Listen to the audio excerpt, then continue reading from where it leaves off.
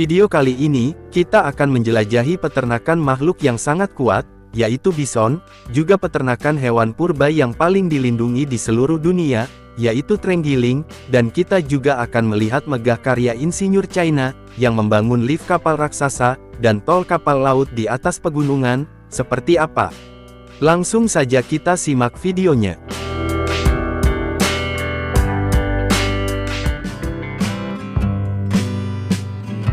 Bison yang juga disebut kerbau hampir punah, karena perburuan berlebihan, dan hilangnya habitat alami mereka. Berkat upaya konservasi, mereka sekarang dapat dilihat di Taman Nasional. Tetapi tahukah Anda, daging bison juga sangat populer di Amerika Serikat dan Kanada. Dagingnya rendah lemak, dan penuh nutrisi, sehingga menjadi pilihan yang sehat. Tetapi itu hanya satu fakta menarik di balik hewan yang kuat dan ikonik ini. Terdapat rahasia yang mengejutkan, dan Anda akan segera menemukan semuanya dalam video ini.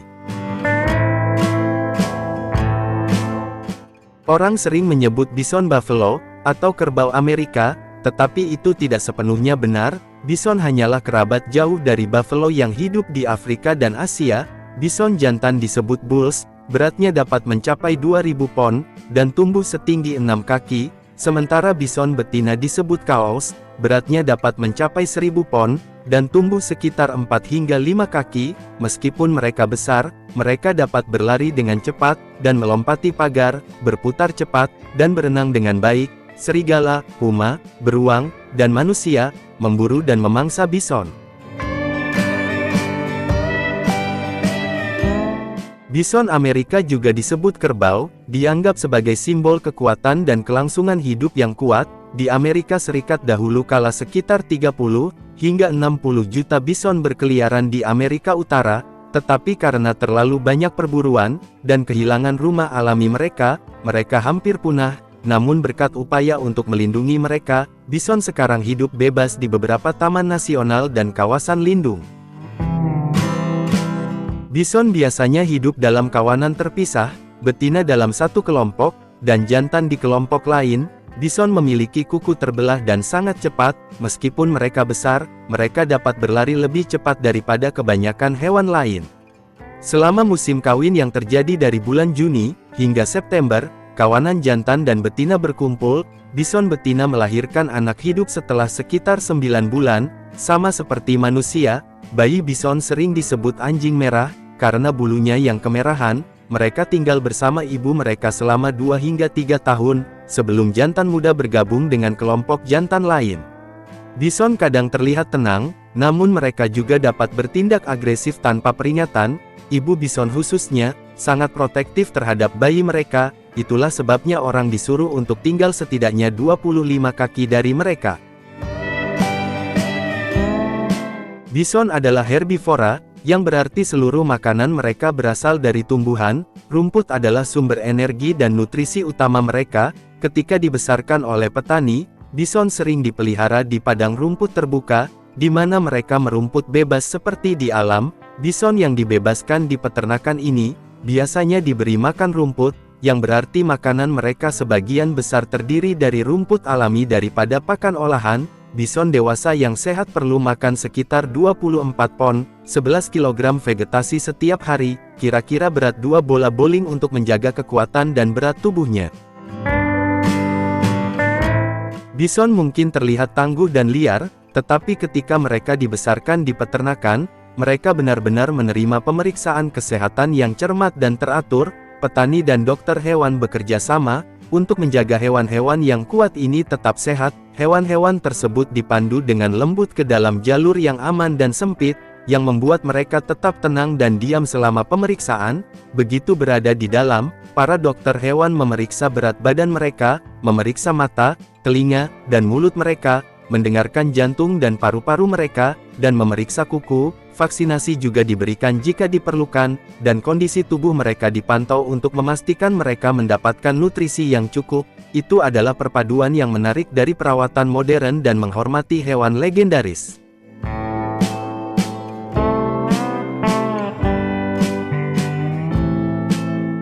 Menangani bison tidaklah mudah, karena mereka kuat, cepat, dan masih bertingkah sedikit liar, tidak suka terlalu dekat dengan orang, atau didorong. itulah sebabnya petani menggunakan cara khusus untuk membuat mereka tetap tenang dan aman.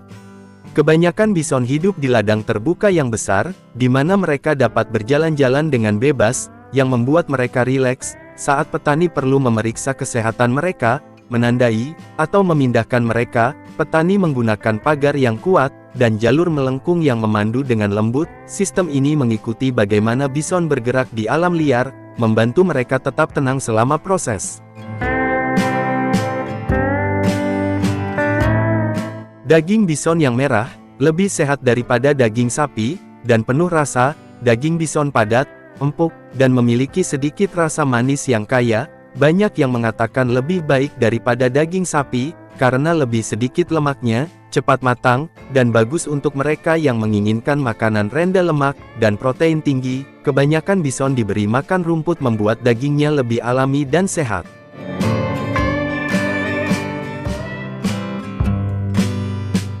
Anda mungkin belum pernah melihat terenggiling atau pangolin. Makhluk pemalu berisik ini tidak menggigit, atau menggonggong, namun ia diburu hingga ke ambang kepunahan, karena sisiknya digunakan dalam pengobatan tradisional, dan dagingnya disajikan sebagai hidangan mewah, untuk orang-orang yang sangat kaya di China dan Vietnam. Puluhan ribu diburu setiap tahun, tetapi apa yang membuat hewan sederhana ini begitu berharga?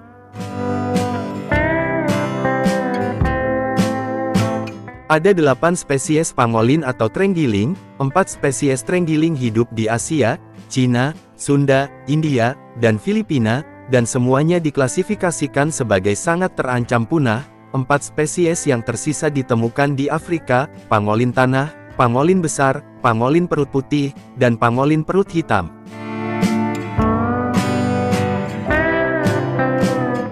Selama bertahun-tahun terenggiling adalah target utama perdagangan ilegal di Asia, tetapi karena jumlah mereka menurun drastis, penyelundup mengalihkan fokus mereka ke Afrika. Skala krisis ini mengejutkan.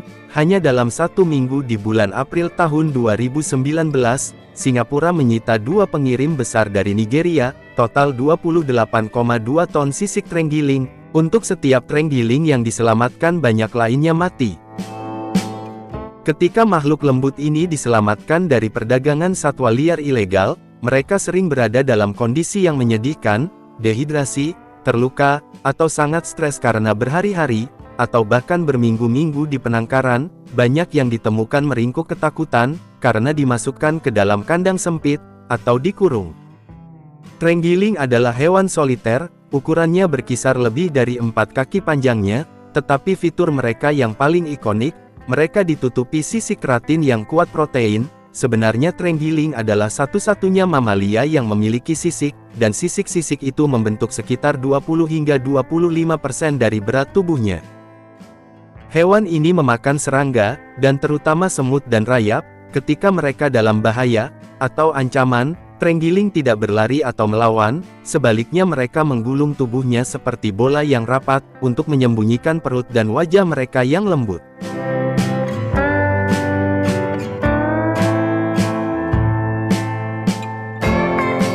Terenggiling hebat dalam memanjat pohon. Mereka menggunakan ekor mereka yang kuat seperti lengan tambahan, untuk berpegangan pada dahan. Ini membantu mereka memanjat, dan bergelantungan terbalik dengan mudah. Ekor mereka sangat kuat sehingga mereka dapat tetap tergantung di pohon untuk waktu yang lama. Terenggiling juga adalah penggali yang hebat. Mereka akan menggunakan cakar depan mereka yang kuat, untuk menggali terowongan yang dalam, dan berliku di bawah tanah. Liang ini menjadi tempat persembunyian yang aman, di mana mereka dapat beristirahat dan tetap terlindungi.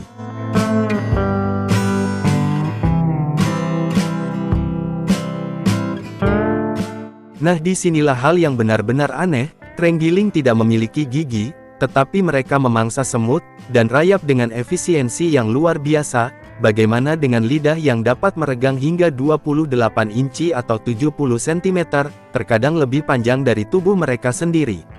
Saat makan, mereka dapat menutup lubang hidung, dan telinga mereka untuk mengusir serangga. Mereka kebal terhadap sengatan asam semut. Menggunakan cakar depan mereka yang kuat, mereka merobek gundukan rayap dan sarang semut.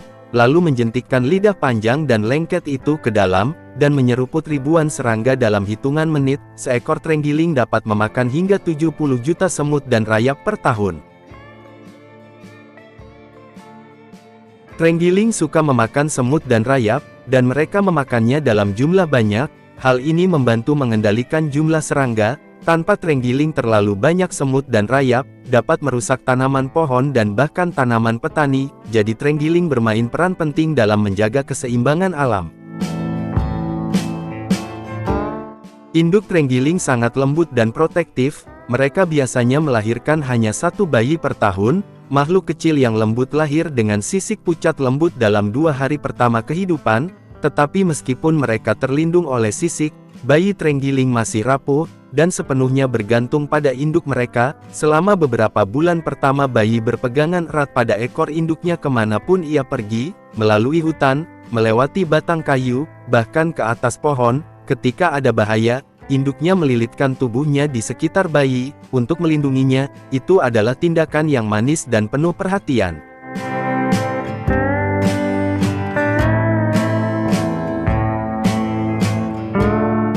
Tetapi ada kisah tragis dalam kisah mereka. Meskipun bertahan hidup selama 80 juta tahun, terenggiling saat ini menghadapi kepunahan.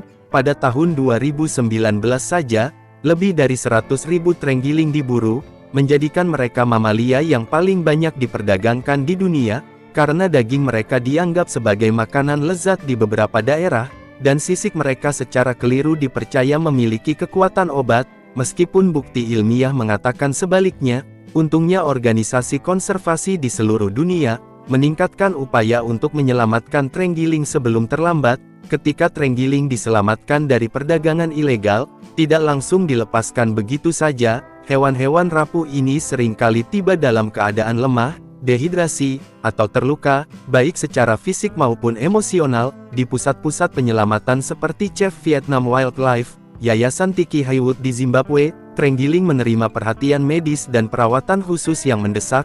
Mereka ditempatkan di kandang seperti hutan yang tenang, diberi makanan kesukaannya seperti semut dan rayap, dan diawasi secara ketat oleh dokter hewan satwa liar.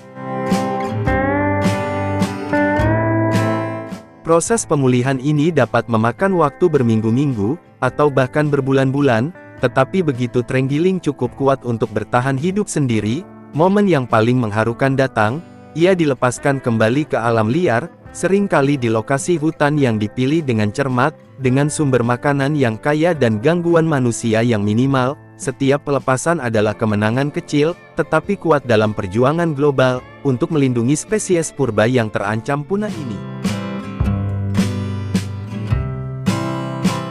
Pernahkah Anda bayangkan, sebuah kapal dapat berlayar di atas pegunungan, dan ini bukan seperti sesuatu yang keluar dari film, atau mimpi, ini adalah kenyataan di China. Semua ini berkat bendungan dan sistem tenaga air.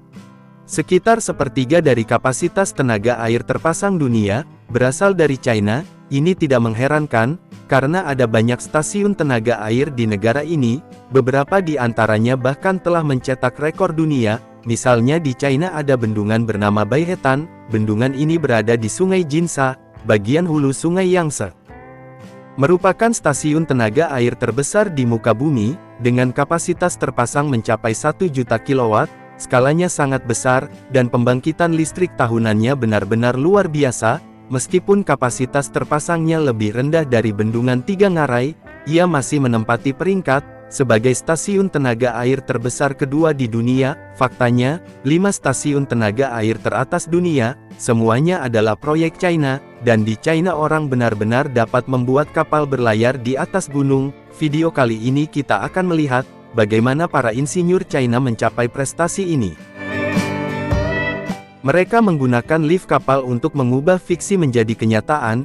Ini adalah stasiun tenaga air Gupitan, dengan bendungan setinggi 232,5 meter, dan total tinggi lift kapal mencapai 199 meter, yang setara dengan gedung 66 lantai.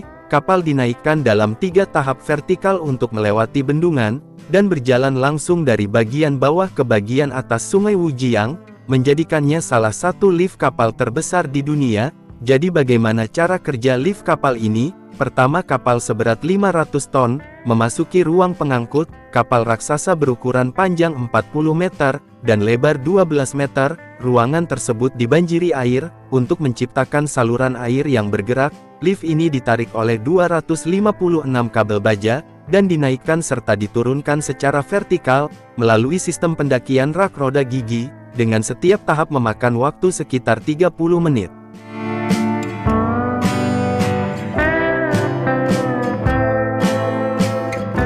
Kapal harus naik melalui 3 tingkat lift kapal, yang memakan waktu total sekitar 2,5 jam, sehingga mengurangi perjalanan hingga 4 hari, dibandingkan dengan rute berliku tradisional.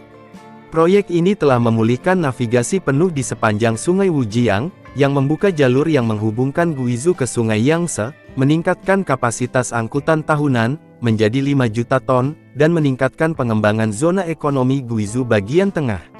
Asosiasi Pengiriman Internasional, bahkan menggambarkannya sebagai pendefinisian ulang kemungkinan navigasi pedalaman. Sekarang amati sebuah kapal yang berlayar di atas kanal, yang saat mendekati gedung lift tinggi, memasuki bagian dalamnya. Di dalam, struktur kabel pengangkat tergantung, diapit oleh 2 baris drum, dan kotak roda gigi di kedua sisinya.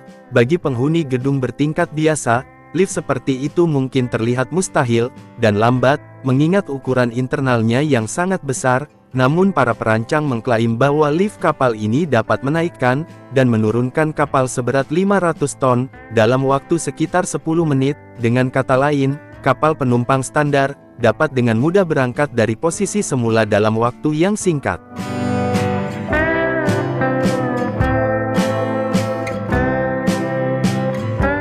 Pengangkatan besar tersebut memiliki kapasitas beban maksimum sebesar 18.800 ton, meskipun sebuah kapal mungkin memerlukan waktu lebih lama untuk diangkat sepenuhnya, hampir tidak ada yang peduli, karena kendaraan apapun yang diangkut air, akan diangkat hingga ketinggian 72 meter yang mencengangkan. Beberapa orang bahkan menyebut, sistem pengangkat kapal di Bendungan Gupitan, sebagai prestasi teknik yang luar biasa. Tentu saja pujian tersebut terbuka untuk diperdebatkan, karena pengangkat kapal telah diterapkan di berbagai belahan dunia selama beberapa waktu. Namun Anda mungkin melihat bahwa sistem ini tidak terdiri dari satu lift, sebenarnya terdiri dari 3. Setelah lift pertama, ada lift kedua yang mengangkat kapal hingga ketinggian 130 meter. Prinsip operasinya sederhana, kapal masuk menggunakan sistem aktif, dan kemudian diangkat secara keseluruhan melalui sistem pengangkat Bendungan Gupitan. Permukaan air seluruh alur pelayaran dinaikkan hingga 199 meter, ketinggian pengangkatan kapal setara dengan gedung 66 lantai. Hal ini membuat orang benar-benar mengagumi kecerdikan insinyur Cina, karena ketinggian angkat 199 meter, hampir tidak terbayangkan dalam keadaan normal.